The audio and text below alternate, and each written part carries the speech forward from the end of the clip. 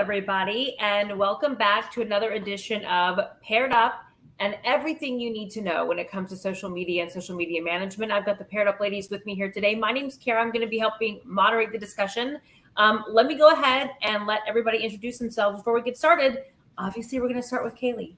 Kaylee Pear, social media strategist and owner of Paired Up, and spent about 15 years in the television medium and growing my brand on social media for many years as actually since social media was invented. You're that old? I'm an OG.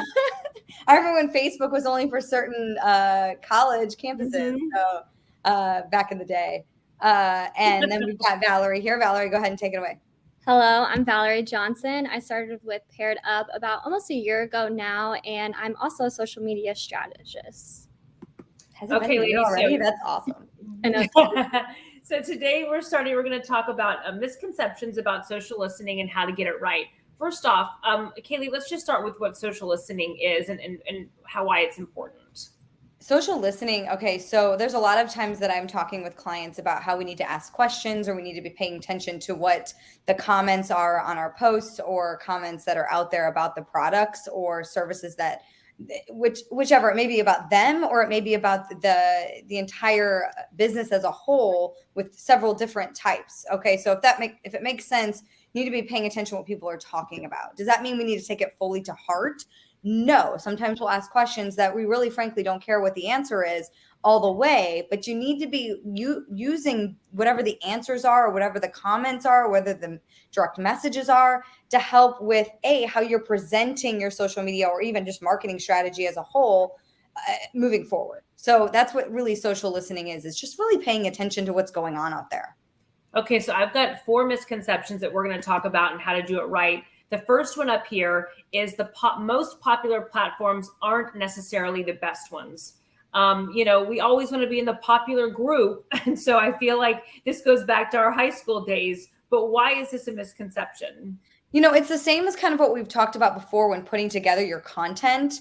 When listening and paying attention to what's going on, you really have to be in the space that of the people you're trying to target. So let's say it's, the older generation, you want to be in those Facebook groups. If it's more of the younger generation, maybe you're not just on TikTok or Instagram, but you're in Reddit or any online really forums that are talking about different products or different services and what they think about them or what they think about's going on in the world right now. So you've got to pay attention to all aspects and being in that right space. So just because Facebook is the most used social platform doesn't necessarily mean that that's where you should really spend a lot of time paying attention to what's going on. Yeah, and I also think it's really important to touch on if you're like in the older generation, they want to be in more so the groups or the communities of Facebook, not necessarily like a page. But if you have them in that group, I think they really enjoy following that group and then also commenting with other people, maybe their age, who has the same questions. That's a really good point. I'm going to pop this next one up here, this next misconception. How the public thinks matters way less than how your consumer does. Let's talk about this one because, again, what people think about you and what's true, those are two different things. But what people think about you, in many cases, the perception is reality. Yeah. So, here's the thing, and this goes back to why I talk so much about worrying about vanity metrics, right? So what the masses think of you, whether the masses are following you, we really don't care. We care about who's actually going to buy your product, who's actually going to use your service. That's who we need to be paying attention to. That's who we want following us. So, and that all kind of goes to the same thing. So try not to it can really bog you down as a business owner trying to please you can't please everybody, right? But you want to make sure you're paying attention to the right people. So let's say you are a realtor and you mainly work in, parts of the DFW market. You want to be looking at that, not necessarily what's going on nationwide and what people trying to buy a house or sell a house are saying somewhere else. And then if you are selling shirts for men, like one of our clients, you're going to want to care what, maybe the wives are talking about and what the guys think, not necessarily if somebody who's doesn't really wear that type of shirt thinks about your shirt. No, that makes sense. Absolutely. That makes a lot of sense. You can't get caught up in that. No, I mean, that could, and a lot of, I do see that happen a lot, even with clients that we have now or clients we've worked with in the past that are just, they change their strategy constantly because of listening to the wrong people. And you can't do that because that is a recipe for disaster and no success. Yeah, and then you're really confusing your consumers, the people who actually do buy your product, because you keep on switching up what you're selling, what you're pushing, that kind of stuff. So then you're going to push away your actual customers. Okay, so the next one I have coming up here is social listening doesn't mean scrolling through product reviews. Explain that one to me. Yeah, so I mean, yes, you can go through those reviews, but really it's the engagement altogether and what people are talking about, what's in the news, what's out there, what people are actually interested in that may connect to what product or service that you provide. And that's really what you want to be listening to. Yes, you want to pay attention to those reviews, but that's not where you should be, spending majority of your time. You want to see what's trending. You want to see what's connected to your business and how you can capitalize on that or pivot to really maximize your reach because of what's going on. Okay, this last one here I have when it comes to misconceptions, social listening is not community building. Community building, as we know, is really important. So break that one down for me. Yeah. So when you're social listening is listening. So it's it's not getting involved. So it's not being too selly. Let's use a Facebook group as an example. Okay. So I'm in a lot of different Facebook groups, and with some of our customers, we do use communities and Facebook communities to help promote our clients in a way. Okay. So you don't want to go in there and have a business writing and selling on every post. Like that doesn't work. You want people that represent and use your product to then go when somebody writes on Facebook, like, hey, I'm looking for an electrician who works on this. And then they're like, oh, I use this great guy. You want it to be organic like that. You don't want the electrician himself to be like, yeah, I do that. Like that. So watching what people are saying and what people are wanting to know out of those groups is really what you need to take away from social listening, and not getting in there and getting involved. Those are two different things.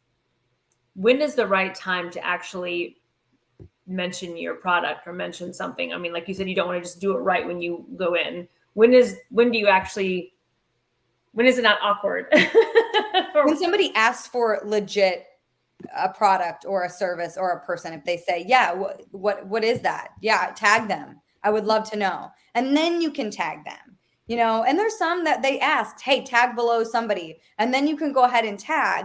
But if it's just these back and forth comments all the time, you can go in there and give your advice, and if with no strings attached, like no strings attached, I'm giving some advice to you.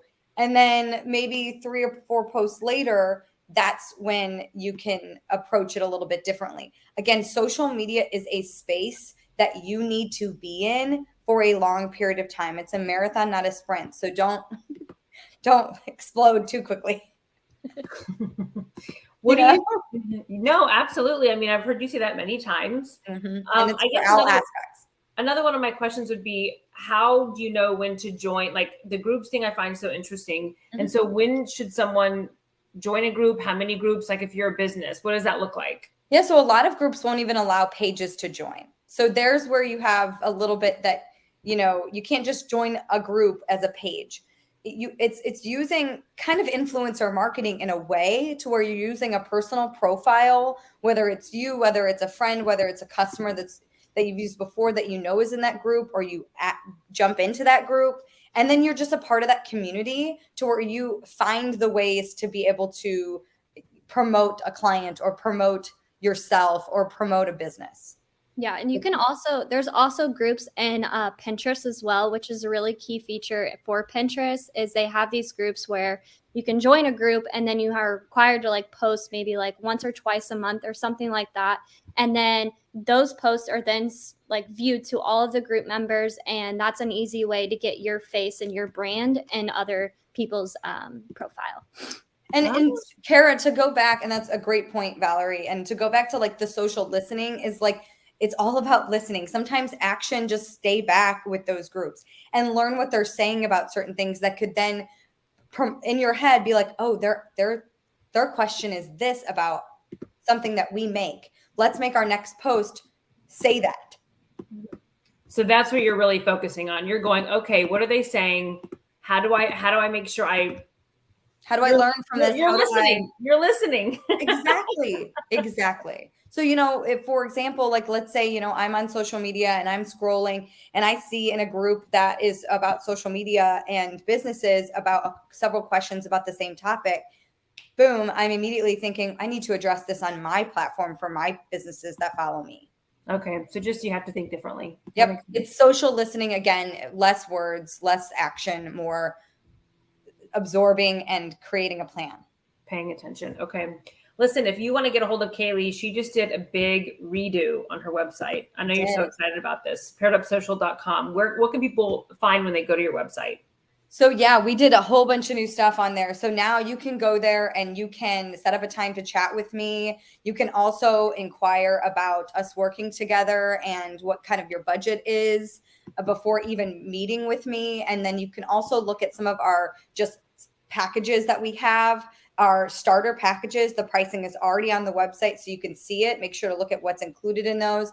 Most of our clients are custom packages, so we meet and then we can go over what's best for your business. But if you want to just start somewhere and you're a small business and you want to get started, you can see what those prices look like on the website. But please don't ever hesitate to reach out or comment below here now and ask any questions that you have.